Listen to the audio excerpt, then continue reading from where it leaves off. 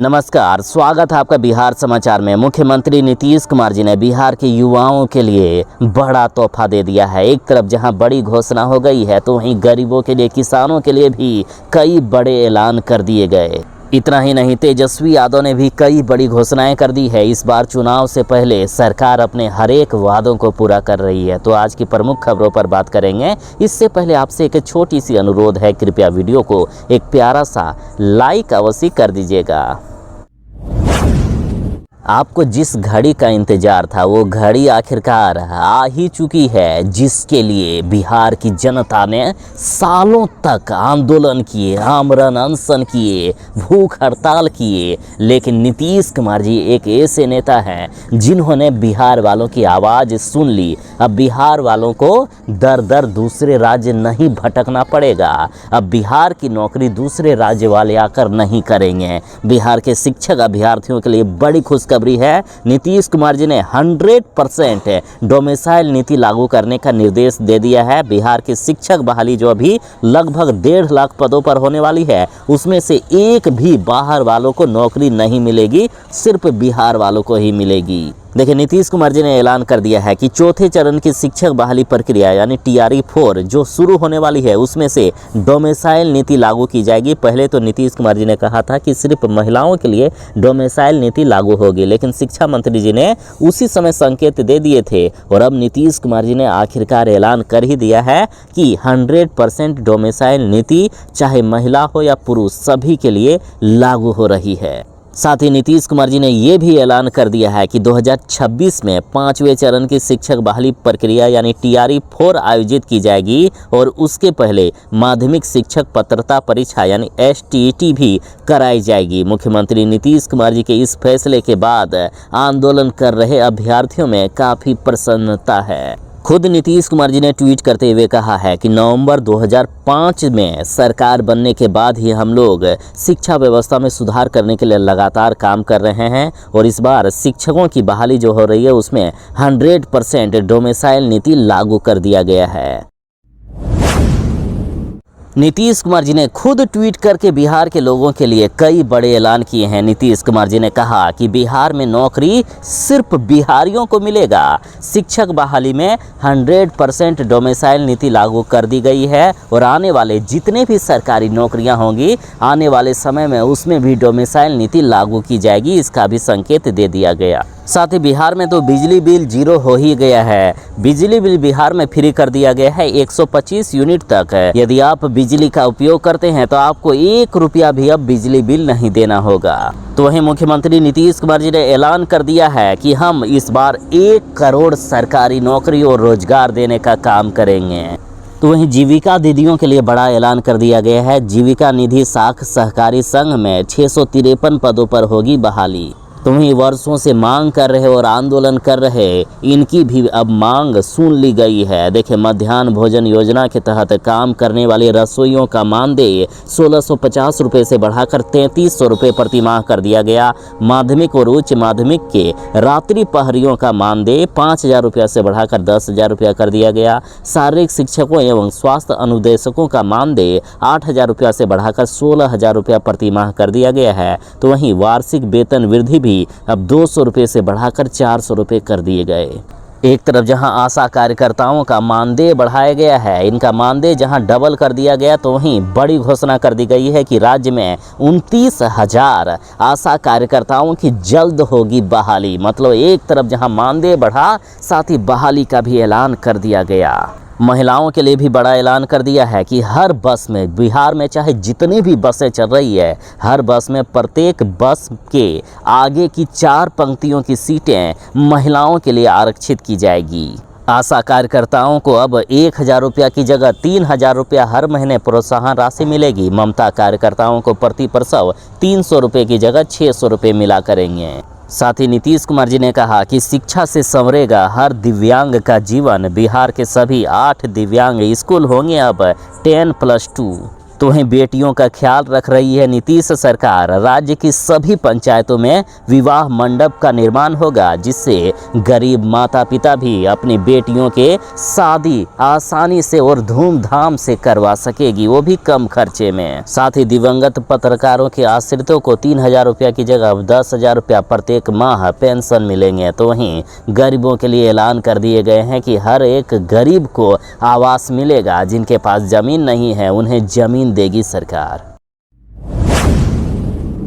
बिहार में जो voter list का वेरिफिकेशन हुआ है, उसके बाद जो लिस्ट जारी किया है उसमें से लाखों लोगों के नाम ही नहीं है। कई गरीबों के और कई ऐसे लोग जिनका नाम रहना चाहिए उनके नाम भी काट दिए गए हैं। तो अब बड़ी खबर है कि छूटे हुए मतदाताओं का नाम जोड़ने के लिए अब नीतीश कुमार की पार्टी जदयू ने टीम गठित कर दी है। 4 दिनों तक राज्य भर में चलाई जाएगी विशेष अभियान। जदयू पार्टी ने 34 वरिष्ठ नेताओं की एक विशेष टीम गठित की है, जो 4 दिवसीय राज्यव्यापी भ्रमण कर छूटे हुए पात्र मतदाताओं को सूची में जोड़ने की रणनीति पर काम करेगी। निर्णय लिया गया है कि 5 से लेकर 8 अगस्त तक 34 नेताओं की विशेष टीम पूरे बिहार में घूमेगी और जितने लोगों का नाम छूट गया है उनको फिर से लिस्ट में नाम जोड़ने का काम करेगी। और सुनिए, अभी तो अगस्त का महीना चल रहा है, लेकिन वैसे युवक या युवतियां जो 1 अक्टूबर 2025 तक भी 18 वर्ष की आयु के हो जाएंगे, उनका भी नाम वोटर लिस्ट में शामिल कर दिया जाएगा। वैसे आयोग ने 1 महीने का समय दिया है। 1 अगस्त से लेकर पूरे 1 महीने तक जिनका नाम भी वोटर लिस्ट में छूट गया है वे अपना नाम दर्ज करवा सकते हैं। इसके लिए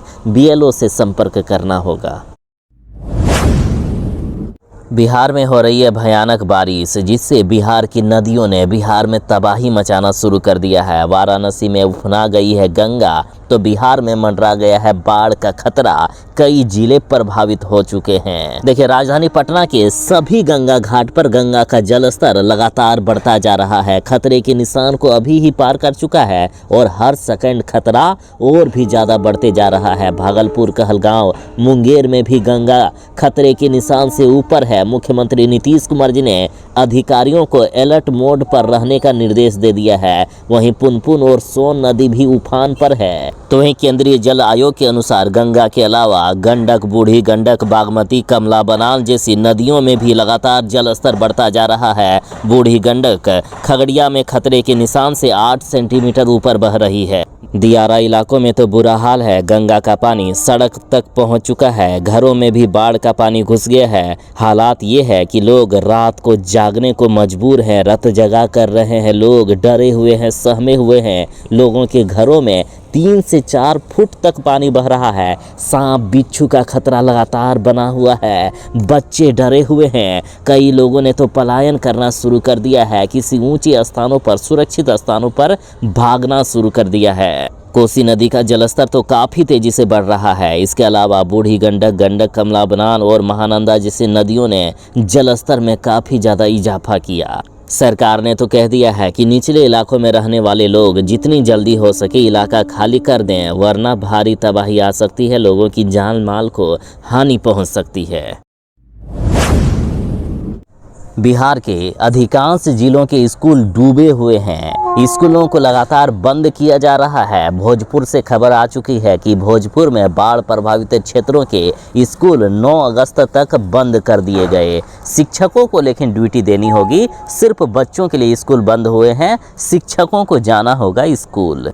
देखिए, बिहार में इतनी खतरनाक वाली बारिश हो रही है कि तबाही सी आ गई है। स्कूलों में जाने के लिए रास्ता तक नहीं बचा है। बिहार के भोजपुर में बाढ़ से जनजीवन के साथ साथ शैक्षणिक व्यवस्था प्रभावित हुई है। कई गांव तो जलमग्न हो गए हैं। कई विद्यालयों तक इतना ज़्यादा पानी भर गया है कि चारों तरफ तालाब या नदी में तब्दील हो चुका है। बीच में सिर्फ एक विद्यालय बचा है। आने जाने में डर भी लग रहा है। इसलिए बाढ़ की गंभीर स्थिति को देखते हुए भोजपुर जिला प्रशासन ने जिले के बाढ़ प्रभावित क्षेत्रों के सभी सरकारी विद्यालयों को 5 अगस्त से लेकर 9 अगस्त 2025 तक पूर्ण रूप से बंद रखने का निर्देश दिया है। लेकिन ये भी कहा गया है कि शिक्षकों को स्कूल आना होगा, सिर्फ बच्चों के लिए छुट्टी है। शिक्षा विभाग के अपर मुख्य सचिव एस सिद्धार्थ जी ने अब नया नियम लागू कर दिया है। बिहार के शिक्षकों को अब दे दिया है नया टास्क। देखिए, अपर मुख्य सचिव जी ने खुलासा किया है कि बिहार के सरकारी स्कूलों में बच्चे समय से स्कूल नहीं आते हैं और जल्दी ही घर चले जाते हैं, और इसलिए इन्होंने कई तरह के दिशा निर्देश भी जारी किए हैं। साथ ही सभी विद्यालयों में अच्छी गुणवत्ता का, मतलब अच्छे क्वालिटी का लाउड स्पीकर खरीदने को कहा है। 48 घंटे में लाउड स्पीकर क्रय करना सुनिश्चित करने के लिए कहा है। अब इसका उपयोग क्या होगा तो देखिए, विद्यालय शुरू होने के 15 मिनट पहले प्रधानाध्यापक लाउड स्पीकर से बच्चों को विद्यालय आने के लिए सुनो घंटी बजी, स्कूल की ओर चलो, स्कूल तुमको पुकारे 2 मिनट के अंतराल में 2 बार बजाना होगा ताकि बच्चे निर्धारित समय पर विद्यालय पहुंच जाए और चेतना सत्र में उपस्थित हो। चेतना सत्र के शुरू होने के पहले विद्यालय का मेन गेट को बंद कर देना है। जो विद्यालय देर से आएंगे उन्हें यह बताया जाए कि दूसरे दिन यदि देर से आओगे तो स्कूल में नहीं घुसने दिया जाएगा, और अभिभावकों को इस बारे में जानकारी दिया जाए कि चेतना सत्र के बाद किसी भी बच्चे को स्कूल में घुसने नहीं दिया जाएगा। साथ ही विद्यालय के प्रधानाध्यापक और शिक्षकों की सामूहिक जिम्मेदारी होती है कि चेतना सत्र में सभी बच्चों के नाखून, सुसज्जित बाल, साफ सुथरा पोशाक, स्नान करके आना, इसको भी देखें और आवश्यक निर्देश भी दें। झारखंड के दिसोम गुरु शिबू सोरेन के निधन पर बिहार में शोक की लहर दौड़ गई। नीतीश कुमार, लालू यादव के साथ कई नेता भावुक हो गए, रोने लगे। ये इनके आंखों से आंसू रुकने का नाम ही नहीं ले रहे थे। देखिए, झारखंड के पूर्व मुख्यमंत्री और जेएमएम के संस्थापक शिबू सोरेन का निधन 4 अगस्त को हो गया। इनके निधन से पूरे देश भर में शोक की लहर दौड़ गई। बिहार के नेताओं ने भी दिसोम गुरु को श्रद्धांजलि दी। उनके निधन पर मुख्यमंत्री नीतीश कुमार जी, लालू यादव, संजय झा, तेजस्वी यादव, पप्पू यादव समेत कई नेताओं ने दुख जताया। बता दें कि शिबू सोरेन ने 81 साल की उम्र में दिल्ली के सर गंगाराम अस्पताल में अंतिम सांस ली। उन्हें इलाज के लिए 19 जून 2025 को अस्पताल में भर्ती कराया गया था।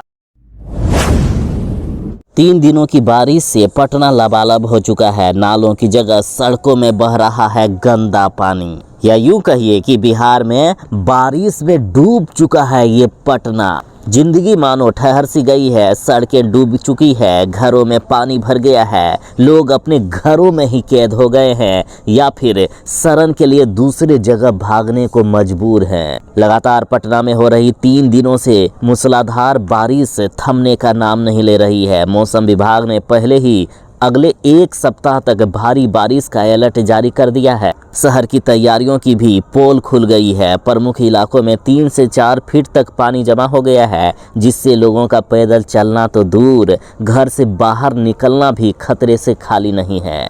पाटलिपुत्र कॉलोनी, मीठापुर, कंकड़बाग, राजीव नगर, अजीज मोहल्ला, बोरिंग रोड, नालंदा कॉलोनी और गोरैया मठ जैसे रिहायशी इलाके पूरी तरीके से जलमग्न हो गए हैं। नालियों की सफाई समय पर नहीं होने से जल निकासी की व्यवस्था चरमरा गई है, या यूं कहिए कि नगर निगम की लापरवाही ने इस जल प्रलय को और भी ज्यादा गंभीर बना दिया है। लोगों के घरों में पानी घुस गया है। लोगों ने अपने बच्चों और सामान को लेकर सुरक्षित स्थानों पर शरण लेना शुरू कर दिया है। तो वहीं जल जमाव के चलते पटना में महामारी फैलने का खतरा बढ़ गया है। गंदे पानी के कारण डेंगू, मलेरिया और त्वचा रोगों के फैलने की संभावना जताई जा रही है।